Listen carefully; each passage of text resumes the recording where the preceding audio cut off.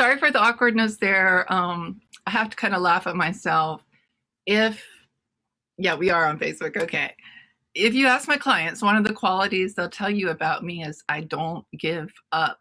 Sometimes, whether it's fighting cancer or getting the deal done, I'll hang in there until the 15th round, bloody or whatever the analogy you want to use. Today, I've been going through a little bit of that because I promised you a live update at noon.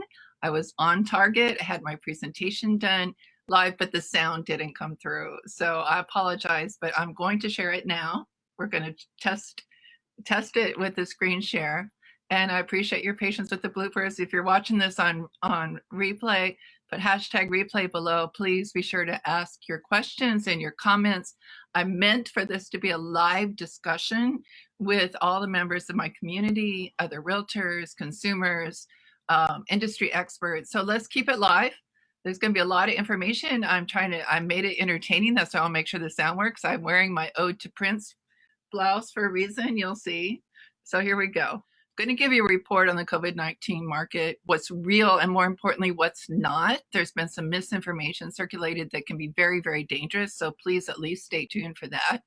I'm also sharing highlights from Kevin Gillen's recent presentation.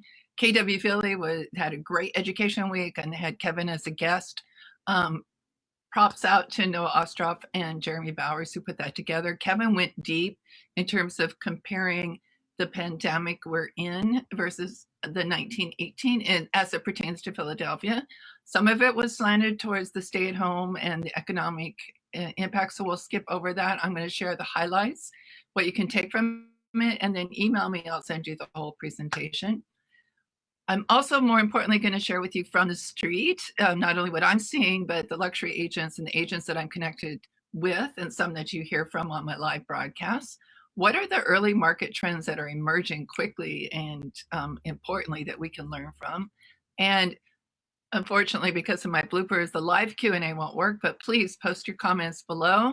I'll be sure to get back to you. And we can also schedule a follow-up live discussion if there's anything that you want to hear. And we'll get into my live broadcast calendar booked through the middle of June, some very interesting speakers. So you can join us there. And if you would like to be a guest or you have someone in mind who would have some great insight to share, let me know. My passion is to help and to put some information out there that would be of help. Now, I got discouraged with some of the responses I was seeing in the market, but Tom Ferry, I don't pay for his services. I have no money involved in any of the things I'm sharing with you. I happened to be able to watch his keynote address for a private group that I'm a member of, so I couldn't share the actual video, but he really touched me because of the seriousness of the time that we're in, and I want to acknowledge that as well. This is, as he said, a moment in time, one of those moments in time that we will remember forever. And I know personally, I want to stand up and step up and be a force of positivity and support, and in that, giving real information and access to experts so that you can make informed decisions in a very confusing time. Tom pointed out a couple of good things, and I remember certainly 9/11, and he pointed out after 9/11, a lot of people felt like we would never fly again, but we did. It's just different. Flying has never been the same. Different security options changed, but there's certain aspects of flying that will never be the same since 9/11. Similarly, I think, the pandemic that we are in now, we have been released from quarantine in Philadelphia last week or this week, so we can physically show homes, but our method of showing homes, our method of helping buyers, the same old will not work. Things will never be the same, whether we're looking at the method of buying and selling homes has changed. There are so many things that I believe have shifted dramatically in the past few months, affecting many, many industries. And my heart goes out to people who their whole business just disappeared. We were shut down for 2 months, but it's not the same thing. So this is a very serious time when there's tremendous impact of loss of life. At this point in time, we've lost more than double the total loss of life with the Vietnam War. it's staggering and almost unreal, it seems like, when I'm listening to people. And so I do want to acknowledge the depth of the crisis. And I appreciated Tom's approach because he went in, it's very positive, but at the same time, touching on the magnitude of where we are. So what I've been doing in the past 2 months, if you follow my blog and you subscribe to my YouTube channel, you'll hear me refer to surfer analogy. And so forgive me, I'm a bit of a storyteller.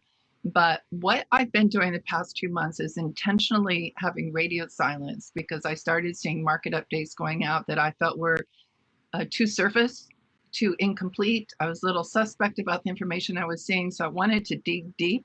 And that's what today is all about. Is I've been on the shore watching the waves when my husband was a big wave surfer in San Francisco, and then moving to Kauai. I used to tell the tourists, when you go to the beach, check out where the surfers are. If they're all on the shore, don't go in the water. They'll watch the waves, even their favorite beach they go to every day. Every day, they'll watch the waves first, because the tides can turn quickly. What was a good ride can become dangerous riptide. And I'll tell you a secret about sharks that I learned living on Kauai as well. Oh, and just so you know, I never really did surf. I got up on the board once and chipped my tooth immediately, but I did love to paddle out and look at the turtles and paddle back in. However, about sharks, I find it interesting because it relates to what's going on right now. On Kauai, when we had problems with sharks and surfers, it was murky water at dawn or dusk after a heavy rain. When the rain came in, all the dirt came down from the fields and comes through the rivers and down to the ocean. So along the shore, it's like really murky water, and the sharks are coming in looking for turtles. They bite surfers pretty much by accident. They don't like to eat them. It's just that when you have a board and the legs and arms hanging down, it kind of looks like a turtle. But at any rate, that's the analogy to say my concern right now is we are in murky waters. You'll see with some of the misinformation I'm going to share in a moment. But in the meantime, for fun, I want to share with you what happens when you watch the waves and study the waves like this. You can catch a great ride. Just like Brad. Have some fun here.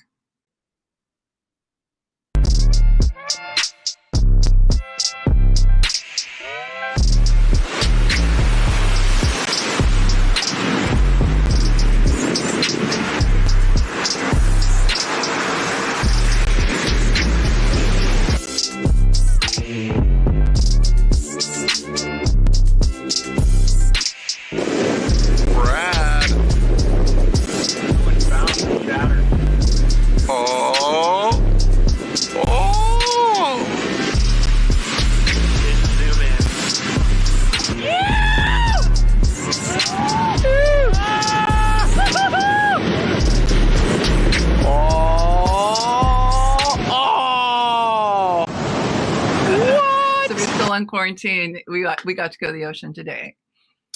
So we've been getting all these news reports. Is it going to be a V-shaped recovery, a U, a W, a J, an L? The L's the scariest of all. L means like it drops and stays dropped, like happened to Japan in the 90s.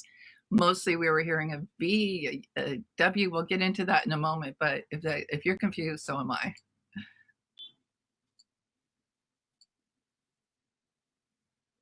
About what scared me was these initial reports that came out in April, and I'll show you those in a second.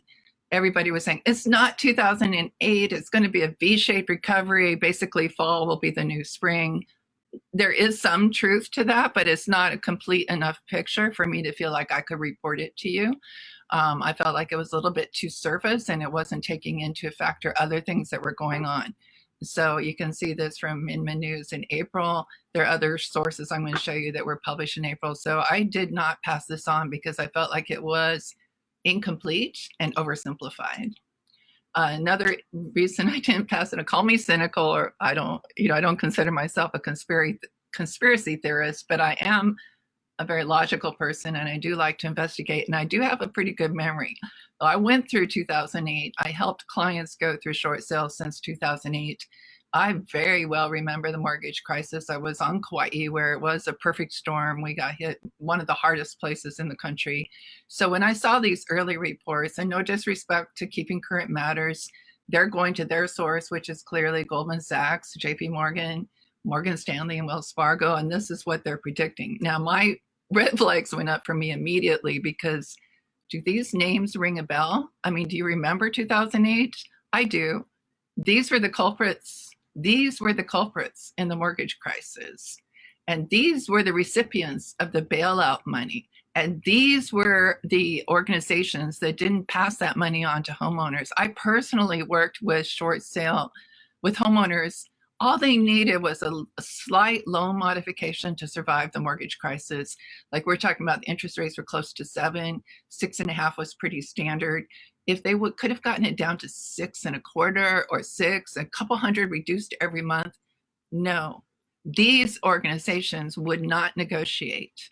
These organizations pushed those homeowners into foreclosure even after they were given the stimulus money. And then what happened after that?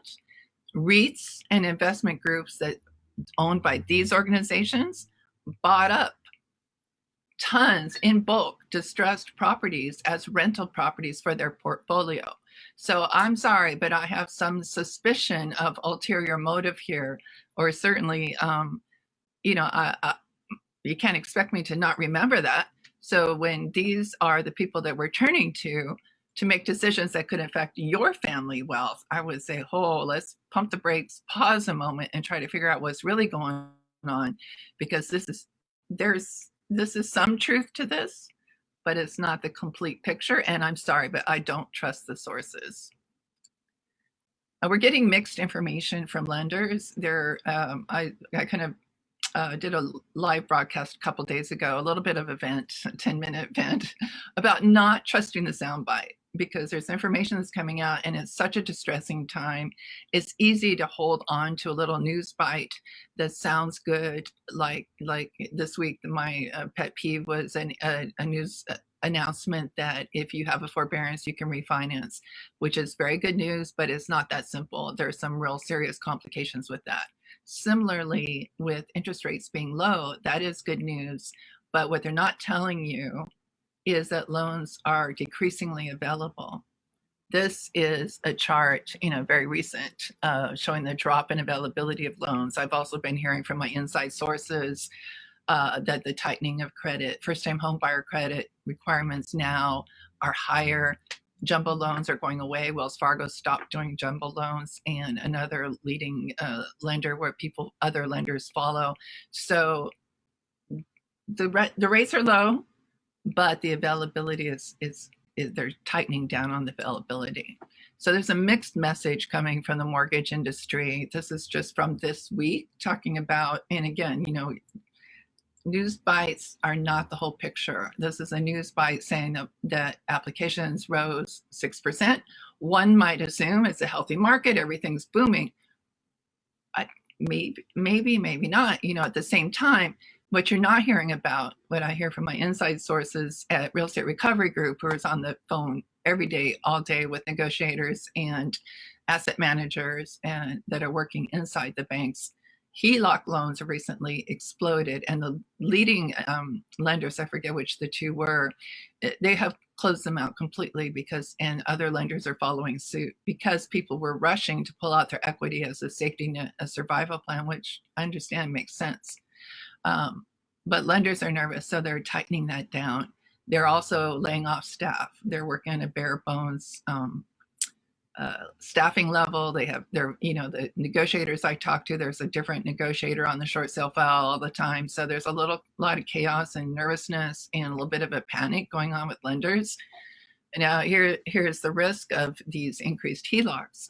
Not only are we going to talk about the forbearance and the risk with the forbearances, but these over-leveraged homes now are at risk of foreclosure, because now we have, 2 mortgage payments. And if it becomes any kind of wrinkle financially that causes problems, homes that are over-leveraged are easy to walk away from, which is why lenders went away from 100% financing or low down payments. As I mentioned earlier, the guidelines are changing. So it's a very mixed message. It's not as simple. There's positive, there's negative, and they intertwine. And make for a story that is complicated. Now, this is very serious. These are clips from a couple of real presentations I participated in, and April, early March. One was from April, you'll see dated, the other one in March. And I'll comment in a moment, but please bear with me. Because of the stimulus measure includes the mortgage forbearance part. People who are facing temporary financial hardship, they're missing out on a few months of mortgage payments, which will be simply tacked on at the end of the life of the loan. So that will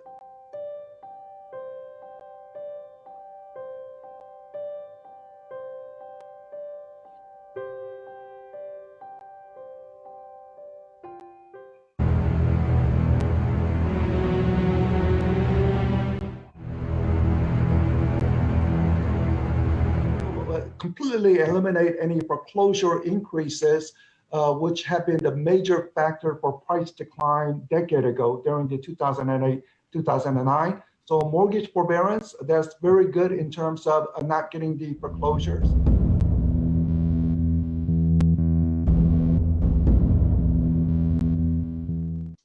But what forbearance does is it ensures that we're not going to have this massive amount of foreclosures in the marketplace. We're not going to have short sales. All these things are not going to happen. Yes, so those two broadcasts inspired me to do my broadcast. I got disillusioned hearing the misinformation that actually is going to cause foreclosures.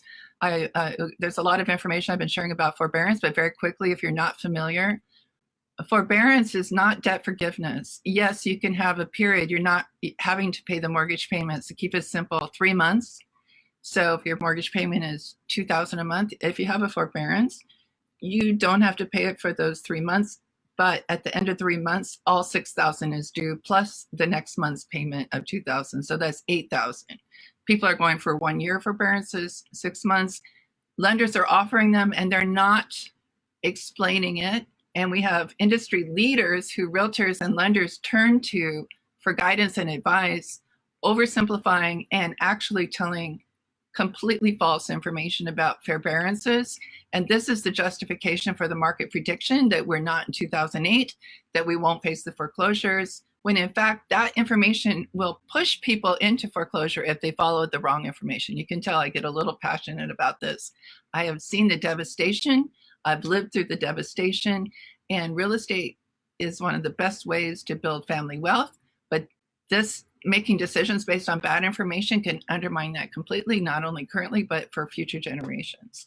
So this is the passion behind my broadcast series, is to share real information for professionals and consumers like yourself, straight from the source, and so that you can make informed decisions to affect your family.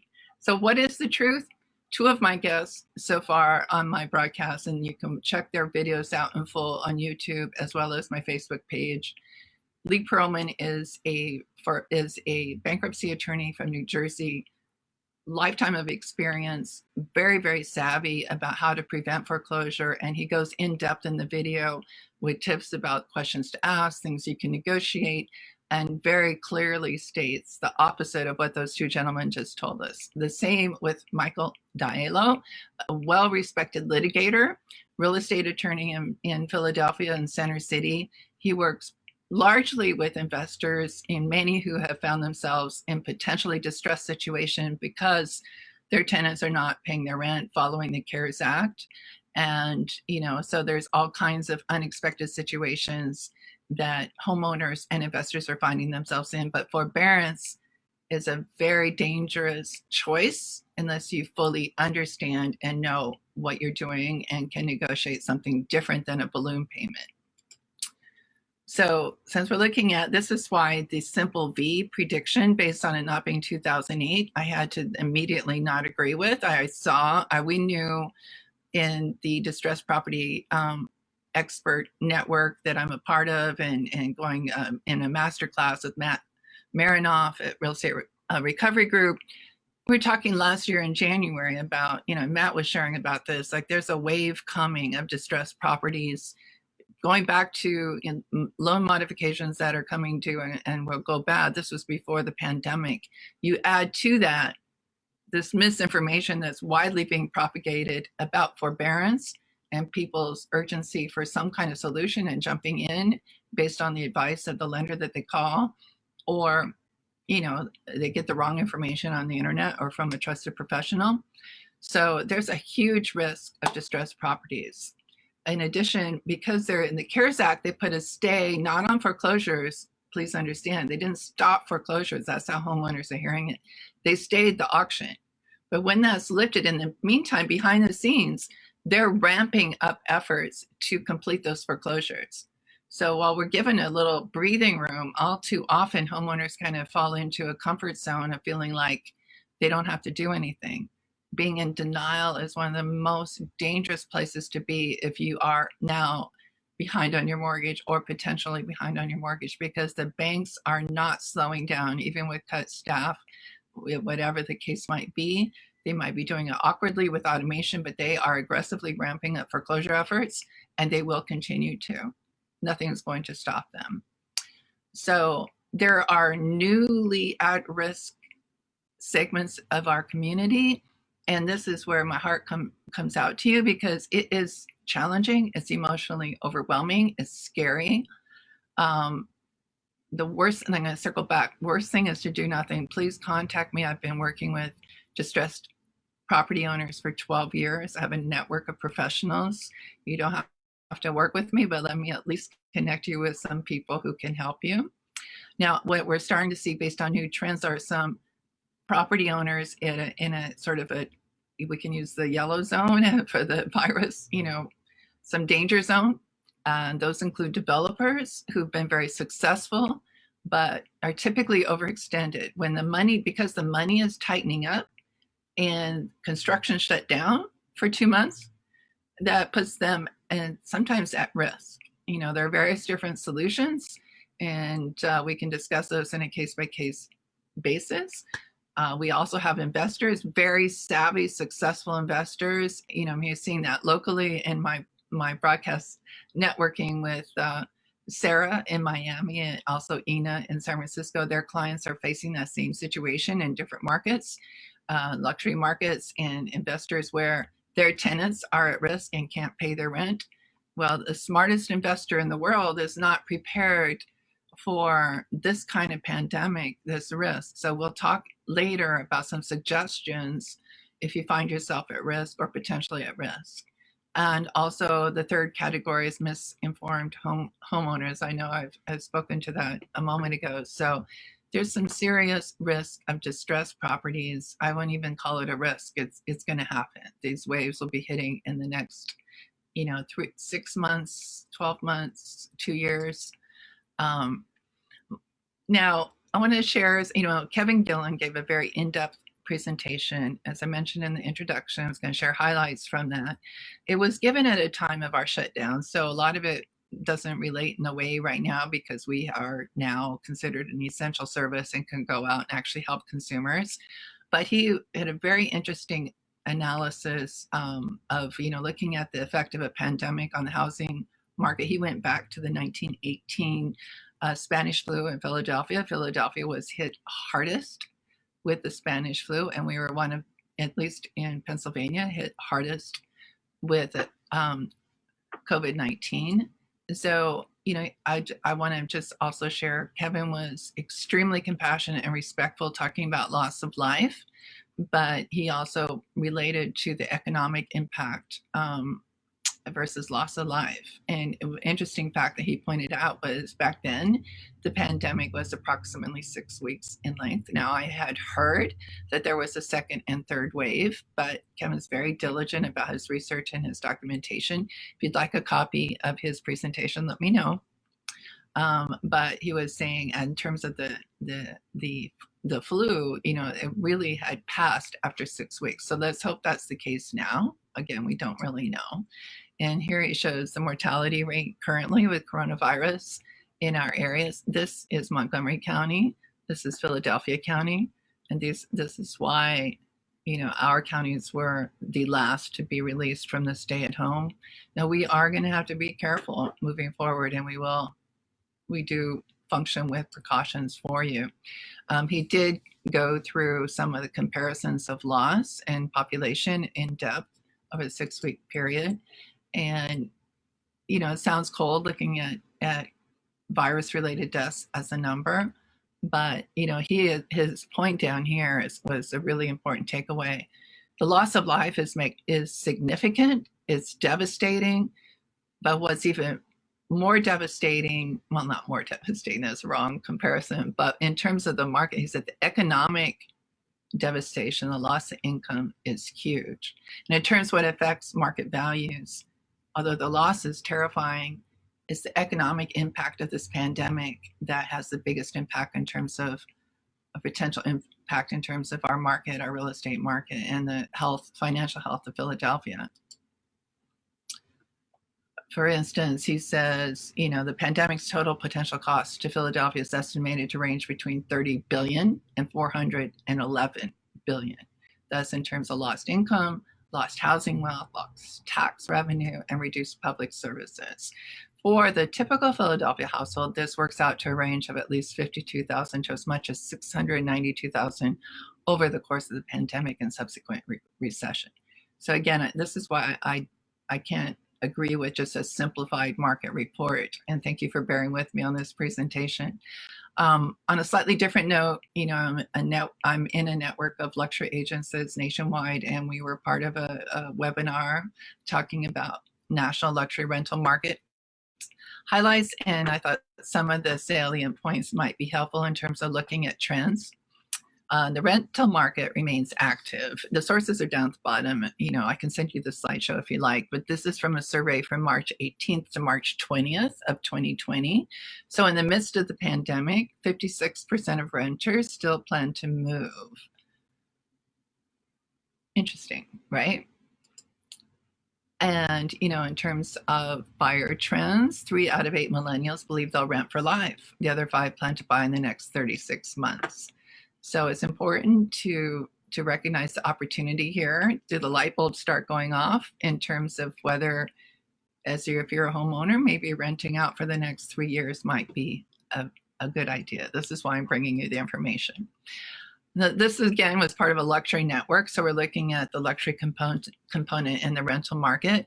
And this is from Harvard University studying from 2010 to 2020.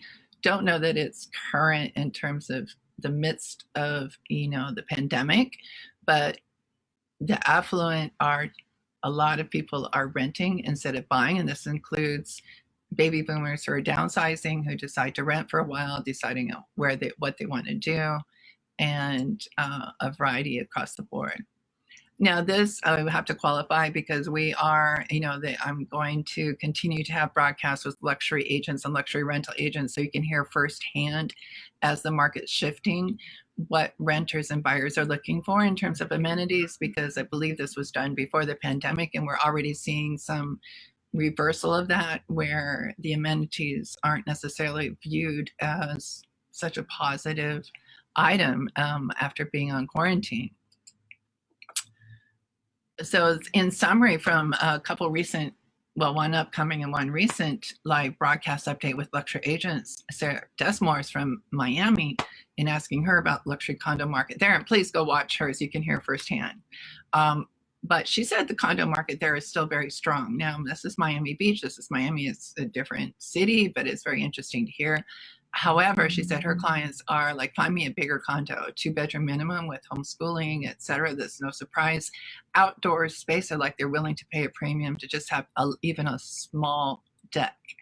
Her investor clients who work with, have multi-unit properties where their tenants are hospitality workers in Miami because of the shutdown. They're having some difficulty in working through creative solutions to try and keep the tenants in place and weather through to when things open back up again. But multi-unit owners are facing financial risk. And Ina said the same thing about her market. She has investor clients where, say, and this is a luxury market, she doesn't really handle leases for less than $6,000 a month. But when she's had listings, some at 9,000, and they're not renting and having to drop it, and then all of a sudden you're running into that situation that we ran into, the distressed market, where you can't carry the property. She similarly talked about outdoor space being a premium, and she described, I used to live in San Francisco, so I knew exactly the neighborhood she was talking about. They're lofty, like warehouse conversion type living situations that are very trendy and popular with millennials. But she said because there's no parks, and without people walking to and from work with their lattes and their dogs and stuff, the drug activity and the criminal activity started being very strong on the street level, and the people who are paying high rent started feeling like they're in a human cage. So this gets back to shifting viewpoints in terms of demand and what kind of neighborhood people want to live in and what they need in terms of outdoor space. And again, she's going to be live with us on Tuesday at 2. Please tune in. She's a straight shooter. She says what she thinks, and you will not regret hearing from her, or watch for her live broadcast. Now, locally, some of the things we're seeing from the street, again, I'm not providing statistics today, because in reality, with being shut down for 2 months, statistics and we can look at them. Happy to do that. It's my specialty. But I thought it would be more helpful to you to hear real life stories from trends we're seeing on the street. That's just why I'm doing the broadcast, to hear what's going on in other areas, what other agents are seeing. And we're seeing some commonality here. Empty nesters on the main line who were planning to sell and move to Center City, including some of my clients, they're kind of backpedaling and saying, I don't know what we're going to do, because now I'm having second thoughts. In their mind, they're moving to Center City to have amenity-rich lifestyle, to enjoy restaurants, to be able to walk to all these events in the hubbub, Rittenhouse Square. And now they're kind of rethinking that. I don't know what the verdict will be, but they're putting everything on pause. On the other hand, we have New Yorkers actively looking to rent and buy on the main line and willing to pay a premium rent to have a home with a pool, because their work discovered they could work from home. So now if they can work from home and they only have to go into New York 1 or 2 days a week, then all kinds of options open up. And my friend Judy Slayback, who is a top luxury agent in Connecticut, said the same thing is going on in Connecticut. They're 1 hour away from Manhattan, and they have New Yorkers competing and paying above asking price on rent to secure the right opportunity. Sometimes the right opportunity, I'm hearing this locally as well, pools are in high demand. So a home on the main line that has a pool, and this is something that before could be a little bit hard to sell. So we'll talk about that in a little bit. Some things are flipping, completely reversing in terms of positives and negatives. Luxury Center City condos, the jury is out in terms of the impact. But again, when a lifestyle is centered on amenities and easy access to dining and entertainment, there are shifts affecting that. I have Kristen Daly has agreed to come be my guest on June 10th, and I am going to lean on her to give you an update on amenity-rich luxury Center City condos and the things that she and her team are seeing. It's a little too early at this moment, but we'll keep you informed. Please stay tuned for her update. Across the board, across the country, the demand is for must-have, I would call it, is move-in ready. And one quote from a gentleman in LA that I appreciate, he said, time is the new luxury. And that's how buyers are looking at it. It isn't really about the money. It's about the time and the headache and the stress with everything that people have been through. They generally do not want to take on a renovation. Some small aspect after they've moved in a while, fine. But this becomes all the more critical. It's not simply a staging the home, but doing critical updates to present it in its best possible light to the millennial and millennial type buyers. On the 3rd of June, I have Curbio as a guest on my broadcast. They're a vendor partner of ours who does just that. And if you have equity in your home, your equity can pay for the renovation up front. They'll whether vacant or occupied, they'll work with you, and then it's paid back at settlement. So that's a very savvy way to accomplish these goals, to position your home in the best possible light in what now is a prime market to sell. So we did talk about this a little bit, but visually, there's some question in terms of, these amenities have been shut down now for a while, and some of them they're still shut down.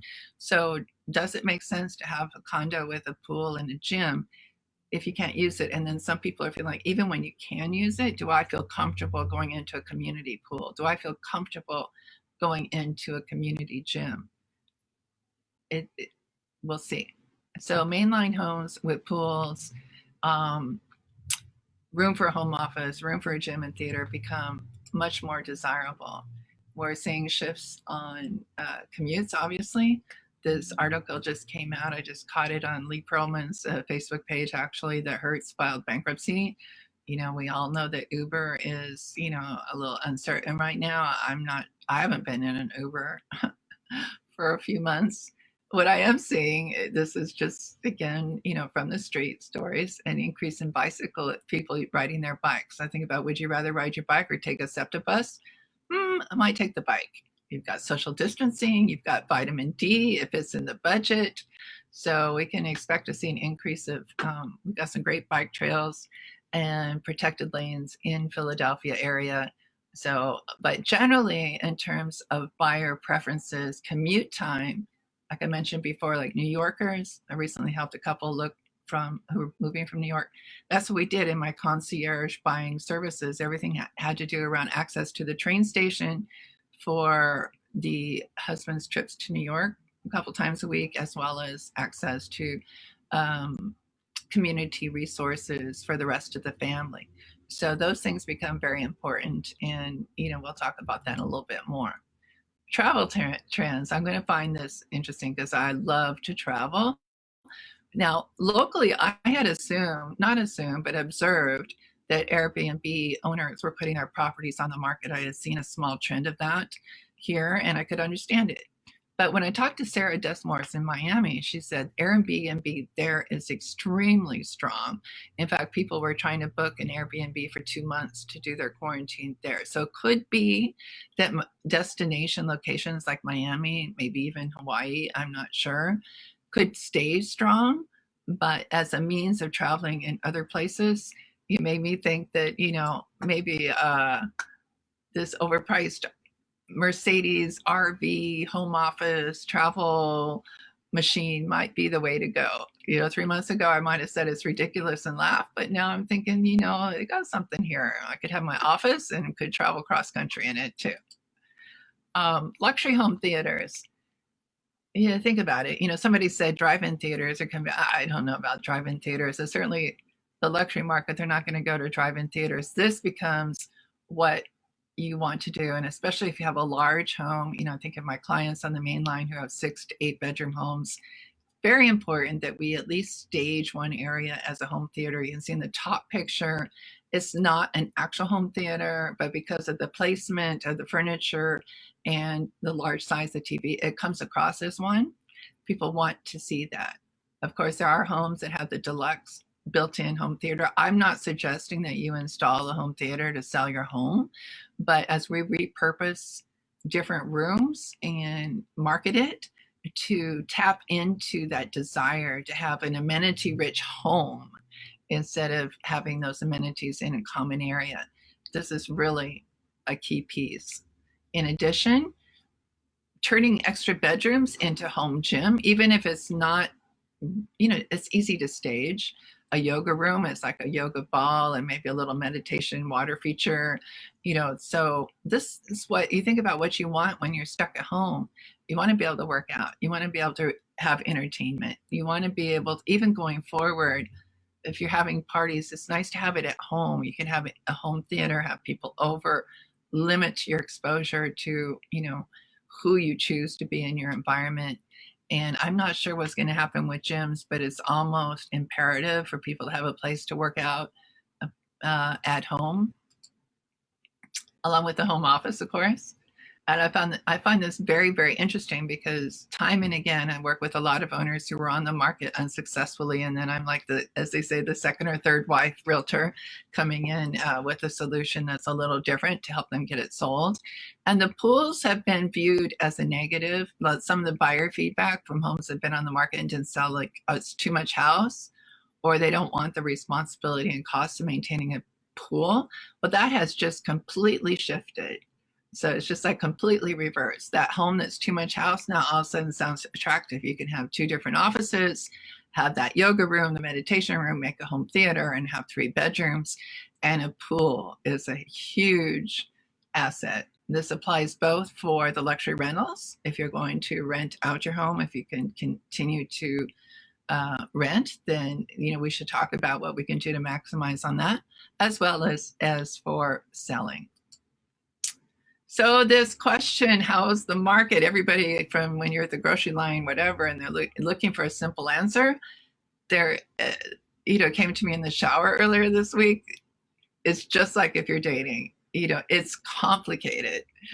Fortunately, my dating life is not complicated. That's not why that came to mind. I just have a wacky sense of humor. But, it's not a simple answer. Well, I'm going to share with you personally some lessons from 2008. Everybody's saying 2008, but for us, it was 2006 to about 2009. It wasn't just that one year, but I think that was the apex of the mortgage crisis. So again, and I'm repeating myself, but please beware of sound bites and beware of sharing a soundbite as a real news update, because it's incomplete. And that happened in 2008. The news clips and summaries were often out of touch with reality.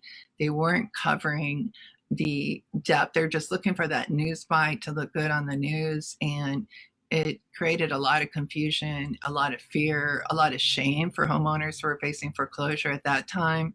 And the misinformation about adjustable rate mortgages then, I liken it in parallel now, the misinformation about mortgage forbearance is similar. People are trusting their sources, their trusted friends and professionals, and that bad information caused a wave of destruction. So that is similar to 2008. No, we are not in the mortgage crisis, but that's a very dangerous trend. Survival plans, like I mentioned, I've been through it. So how do you survive? Very first and foremost, as I mentioned earlier, do be aware of denial. Now, that's one of the symptoms of grief. We're all going through moments of grief. We would be inhuman not to, with the loss of life, the devastation worldwide, even if it hasn't affected us personally. I don't know anyone who hasn't been touched by it in one way or another, but we would be inhuman not to be impacted by that. However, we cannot stay stuck in denial. We really have to stand up and take action and take strategic action. That's my passion in sharing information, and so that can empower you to do that. And please know I'm here to help, happy to talk confidentially. So investors, if you're part of that group that I mentioned before, where you're finding yourself in a situation you never expected, it's sort of like the world opened up, and now you're facing, just possibility of a distressed property, negative cash flow, all kinds of situations, despite your best plans and savvy plans and correct plans. This isn't anything anyone could prepare for, but now is the time to explore options. There are a couple of things, and I'll go over some suggestions, but just kind of, just to kind of pique your interest and throw some ideas out there. For instance, now you could sell now, hold for purchases later when there's on the W or where on one of those alphabet slides. You could do a 1030, you can sell now and do a 1031 exchange to a less risky rental area, maybe more of a luxury rental if you're in an area where the tenants are largely unemployed now. I do have David Gorenberg as a guest on June 17th. He's going to do a live 1031 exchange seminar. So, stay tuned and make sure that you tune in for that and ask questions, because it can be a very viable strategy. Flipping back to the surfer analogy, I really, really feel there is a sweet spot right now to sell because of the pent-up demand. That V-shape, there is some truth to that. There's all this pent-up buyer demand. We're starting to see it already this week with some multiple offer situations. That from everyone I've listened to, we can anticipate maybe 6 months. The next 3 to 6 months is a sweet spot for selling.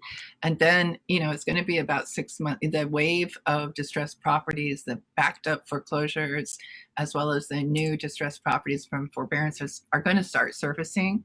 So the best time to sell would be in the next 6 months. So these are some strategy ideas, never meant to be direct advice. You need to have an in-depth consultation. I'm very passionate about that. And when I meet with my clients, I also like to refer them to other experts because there can be very aspects of a situation that need even more in-depth information. So this is just meant to be kind of a brainstorm, if you will. So as I'm mentioning, I'm going to say it again, now is the time to sell, or plan to hold it for 2 to 3 years. Or, it would be the time to rent, if that makes sense for you, but we need to talk about that. Again, I can't emphasize this enough. You need to prepare the home, though, to accomplish that sale in the next 6 months. You can't just do the same as it ever was. The same as it ever was won't work. It's got to be different. It needs to be attractive to millennial buyers. It needs to be, you want to keep the architecture, but there are things to do interior wise. You can watch Christina Henck from Henck Design. She has some great tips on how to keep the integrity with the architectural, the more traditional architecture, and make it attractive for a millennial buyer. She's not a stager. She has no financial interest in giving you advice. She is an interior decorator. So we can talk about that. I'll share more about that on ongoing articles in my blog. But, maybe uncomfortable to consider, but everything's uncomfortable right now. Let's be uncomfortable in the lane that's looking at solutions.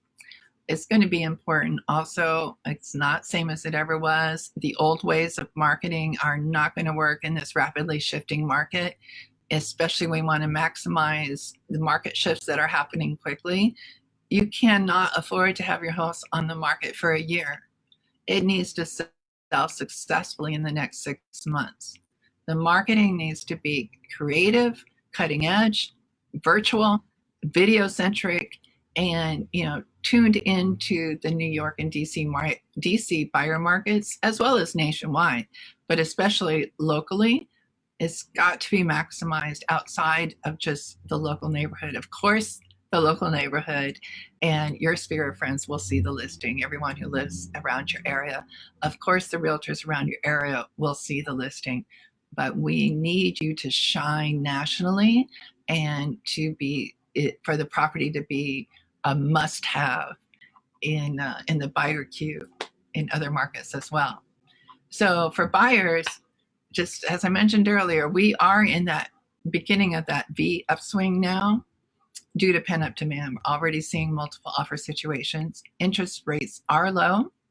You want to make sure you have a savvy agent that you're working with who can help you work as virtually as possible. Even though we can get into properties now, it still makes sense to protect your health and everyone involved to do a virtual tour first as your first showing. And then we'll narrow it down from there. We can do Zoom calls together. So I would encourage you to push your agent, if they're not, to work with you as virtually as possible to analyze the market, preview homes, and then set up a showing. It should be sort of like your final selection when you're looking to show.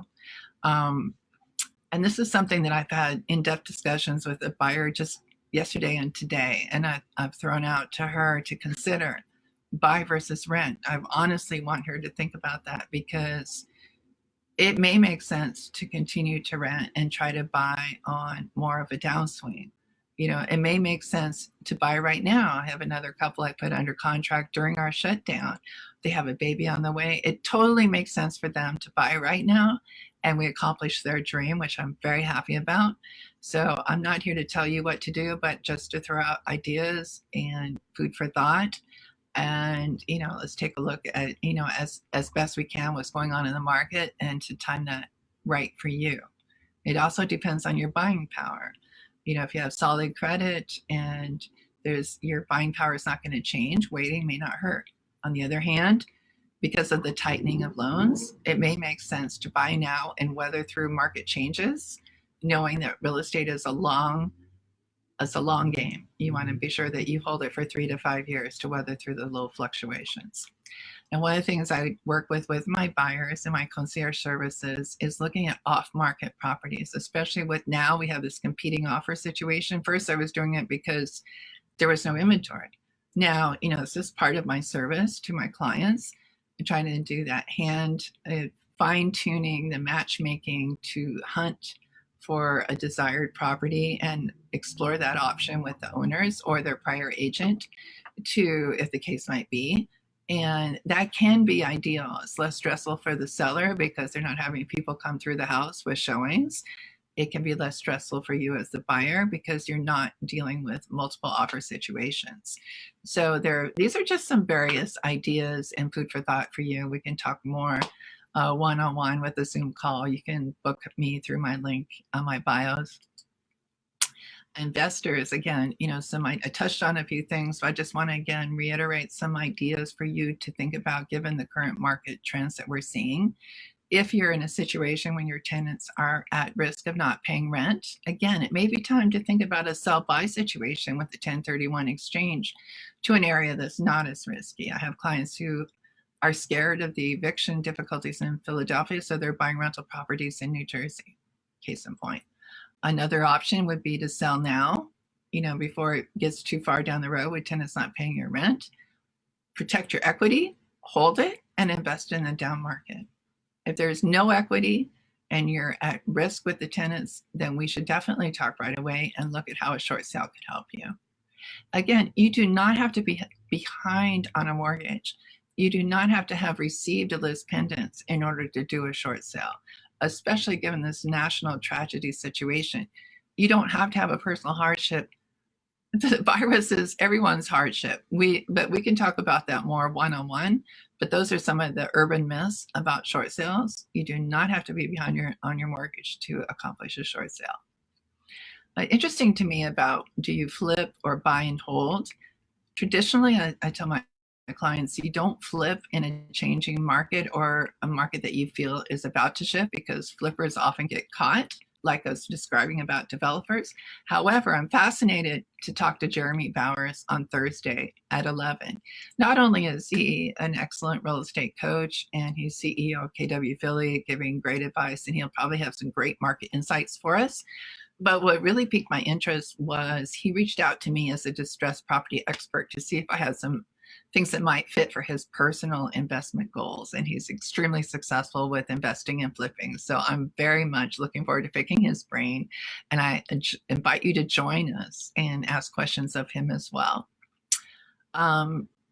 If you're interested in investing in distressed property opportunities, get your capital together, because unfortunately in the next 6 to 24 months, there's going to be a lot.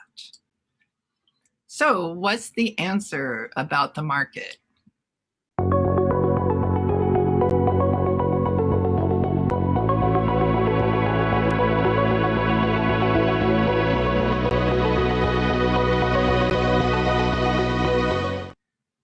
In summary, micro markets. I was in a micro, you can't go globally. There's multiple realities. As I said, either it's complicated or you want to talk quantum physics, whichever resonates with you. But more than ever, it's important to drill into a micro market. As we talked about, even the buyer trends, what's going on with this particular complex in this community.